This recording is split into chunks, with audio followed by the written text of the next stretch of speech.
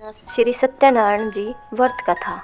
इसके सुनने मात्र से हमें संपूर्ण सुखों का अनुभव होता है। तो चलिए जानते हैं इस कथा के बारे में। सूत जी बोले, हे ऋषियों, जिसने पहले समय में इस व्रत को किया था उसका इतिहास कहता हूँ। ध्यान से सुनो। सुंदर काशीपुरी नगरी में एक अत्यंत निर्धन ब्राह्मण रहता था। भूख प्यास से परेशान वह धरती पर घूमता रहता था। ब्राह्मणों से प्रेम करने वाले भगवान ने एक दिन ब्राह्मण का वेश धारण कर उसके पास जाकर पूछा, हे विप्र, नित्य दुखी होकर तुम पृथ्वी पर क्यों घूमते हो? दीन ब्राह्मण बोला, मैं निर्धन ब्राह्मण हूँ, भिक्षा के लिए धरती पर घूमता हूँ। हे भगवान, यदि आप इसका कोई उपाय जानते हो तो बताइए। वृद्ध ब्राह्मण कहता है कि सत्यनारायण भगवान मनोवांछित फल देने वाले हैं, इसलिए तुम उनका पूजन करो। इसे करने से मनुष्य सभी दुखों से मुक्त हो जाता है। वृद्ध ब्राह्मण बनकर आए सत्यनारायण भगवान उस निर्धन ब्राह्मण को व्रत का सारा विधान बताकर अंतर्ध्यान हो गए। ब्राह्मण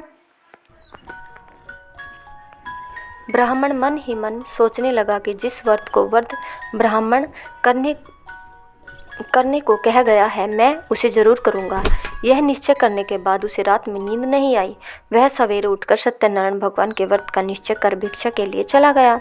उस दिन निर्धन ब्राह्मण को भिक्षा में बहुत धन मिला, जिससे उसने बंधु बांधवों के साथ मिलकर श्री सत्यनारायण भगवान का व्रत संपन्न किया।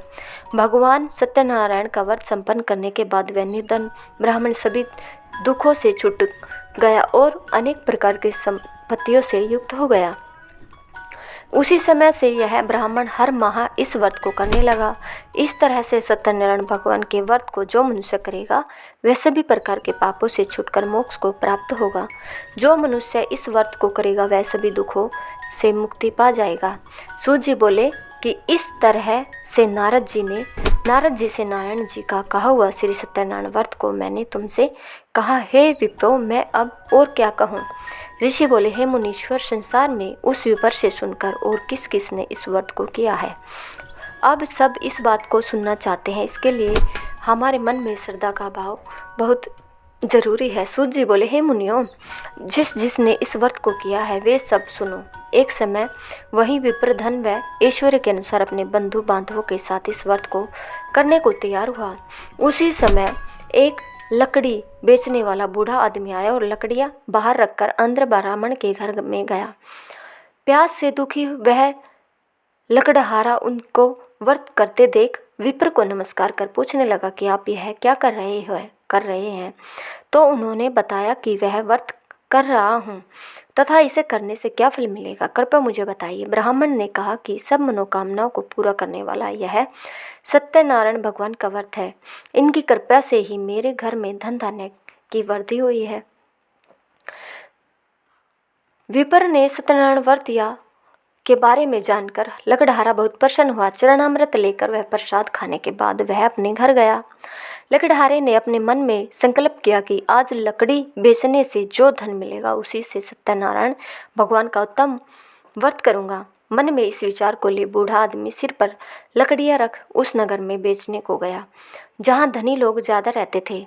उस नगर में उसे अपनी लकड़ियों का दाम पहले से 4 गुना अधिक मिला।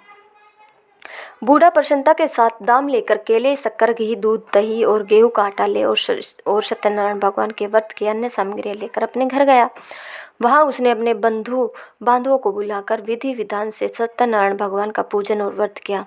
इस व्रत के प्रभाव से वह बूढ़ा लकड़हारा धन, पुत्र आदि से युक्त होकर संसार के समस्त सुख भोग कर अंतकाल में वैकुंठ धाम चला गया। अगर आपको हमारी यह वीडियो पसंद आई हो तो प्लीज़ कमेंट में ज़रूर बताएं और हमारे चैनल को लाइक, शेयर, सब्सक्राइब ज़रूर करें। धन्यवाद सभी का।